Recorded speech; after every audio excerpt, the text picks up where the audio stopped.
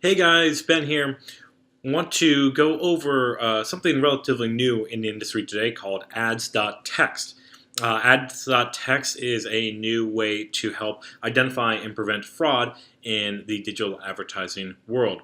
This is a very new initiative, so new that it was still being rolled out when the 201 was first being created. So this is a new addition, a new update to the 201, and then again another short video to share to my followers on social media.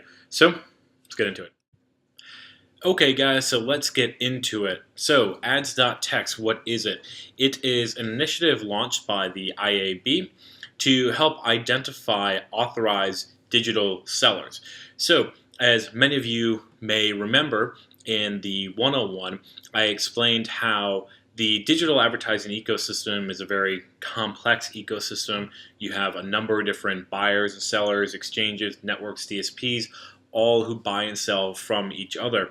Now, this process is great, and for the most part, it is all approved. You have publishers given permission to exchanges and other networks to buy and sell their inventory. The problem is sometimes players who are not authorized to sell certain inventory or buy certain inventory are still doing so. Or even worse, they are mislabeling inventory. So maybe they're buying inventory from a really shitty or low quality website or blog and then labeling it as CNN.com and trying to sell it to somebody else as CNN.com. What Ads.txt does is it creates an ability for publishers to let everyone know who is authorized to sell their inventory. And they've done this using a very basic text file. And what this 11-page document here walks through is what it's supposed to do, how it works, who's involved, things like that. But at the end of the day, what it is telling publishers to make it public to let everyone know who is authorized to buy and sell your inventory. And to do so, it's just a very basic text file. And an example of one is right here.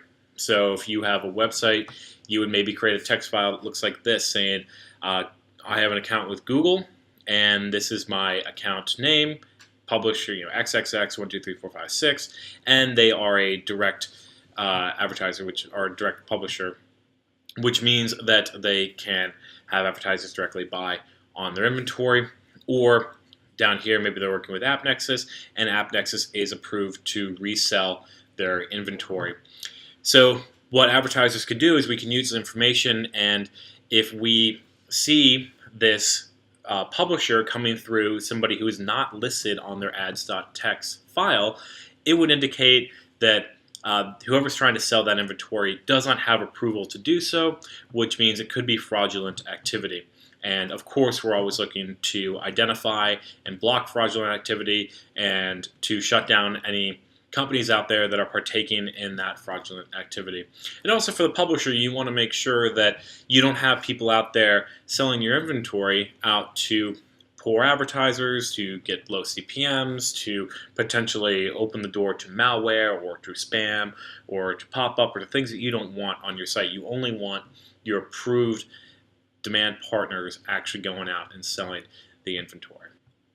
So that is really it in a nutshell. Pretty straightforward, but wanted to take a minute to explain what Ads.txt actually is and what it is aiming to do.